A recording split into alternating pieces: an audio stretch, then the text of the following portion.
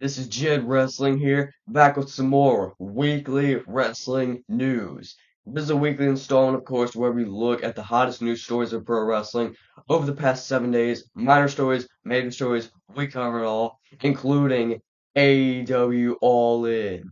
We recap certain shows on here, and we're going to do that for AEW All In. It was a very insane show, of course, emanating from Wembley Stadium, taking place on August 25th, so on Sunday. We're gonna look at the main show right now, not the 0 hour portion of the show, just the main show.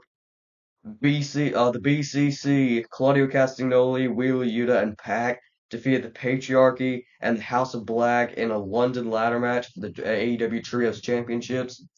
Mariah May defeated Toni Storm to capture the Women's World Championship.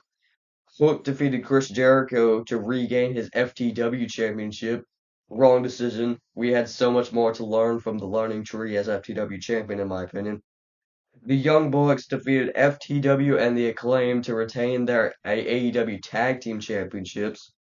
Christian Cage won a Casino Battle Royal, which also included Nigel McGuinness, of course, being a commentator for all these years, and now got a moment in front of his hometown crowd. That was really great to see. And Ricochet. Ricochet got to keep his name as he went to AEW, and he just went to AEW. It's kind of crazy to think about. So we could see Will Ospreay versus Ricochet in AEW, which is something I've been calling ever since Ricochet was set to leave WWE. I'm very excited about that. And people are saying that Ricochet made the wrong decision to leave AEW because AEW is a sinking ship.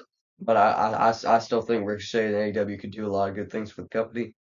Will Ospreay defeated MJF for the American Championship, I guess you could say, after hitting a Tiger Driver 91 after he was originally saying he was never going to perform the move again after he injured Bryan Danielson with it.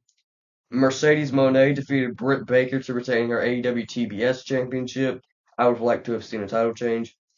Jack Perry defeated Darby Allin for the TNT title in a coffin match. Jack Perry retained his title, but the Young Bucks and Jack Perry were about to set Darby Allin on fire, and then here comes Sting, not out of retirement, but just making a special appearance right here, returning to AEW, helping out Darby Allin, but it wasn't enough as Jack Perry was able to win. And in the main event, Bryan Danielson defeated Swerve Strickland for the AEW World Title to retain his career. I guess you could say he saved his career. I was not expecting that, and my goodness, I'm very excited to see what Bryan Danielson's going to do as AEW World Champion.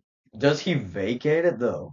Does Bryan Danielson vacate the title? Because obviously he said he was going to retire this year, right?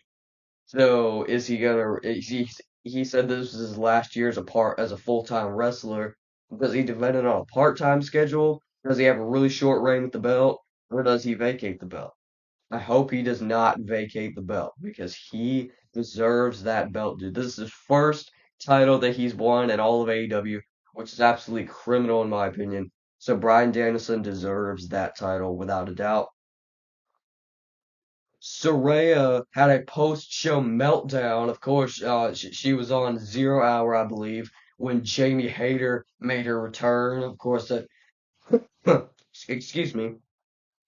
Of course, that All In 0 Hour, she had a pretty big meltdown towards Jamie Hayter and AEW itself on the post-show press conference. Very reminiscent of CM Punk's post-show meltdown, All Out 2022. It was a profanity-filled tirade, and she even brought back the "This is my house" line, of course, from her WWE days as Paige, saying "This is my house" and all that. It seems like a work, but there's always the possibility it could be a shoot, but we're gonna find out pretty soon, I guess. Bit of a rumor going around. We move to WWE news now. Good grief. Sorry, I'm still kind of recovering a little bit here. I was sick last week, but I'm just wasting time. WWE is yet to re-sign Kevin Owens. This is a rumor that's going around right here. Of course, Kevin Owens about to face Cody Rhodes at Bash in Berlin. He's been feuding with the Bloodline for seemingly its entire existence, and now he's finally getting away from that a little bit, feuding with Cody Rhodes, possibly turning heel, I hope. But there's a rumor that WWE is yet to re-sign Kevin Owens, and he only has 9 months left on his contract. WWE's habit of waiting until the contract is almost up to negotiate is very, very weird in my opinion. But that might be what they do for Kevin Owens. And I hope that Kevin Owens resigns because Kevin Owens is like literally one of my favorite wrestlers right now. So I hope he resigns. He needs to be in WWE. He doesn't need to be anywhere else. He would be fine in AEW or something, but he doesn't need to, he needs to be in WWE. That's what Kevin Owens needs. He needs to finish his career there. He's been absolutely amazing. I love Kevin Owens, so he should stay in WWE. And my money is on him staying, so don't worry about that. And then some sad news to report right here. Sid Justice, Sid Vicious, Sid Udy. He was known by many names. His real name is Sid Udy. Sid Justice has passed away after battling several years. After several years of battling cancer, his son Gunnar Udy but broke the news on social media yesterday that his father had passed away after several years of battling cancer. Other than that, not many details were offered, but send my sincerest condolences and prayers to the family of Psycho Sid. Of course, he was known by many names in WWE, Psycho Sid, Sid Justice, Sid Vicious, and in WCW as well. Very legendary name, main eventing WrestleMania 13 with The Undertaker. He was absolutely amazing. Rest in peace, Sid Vicious.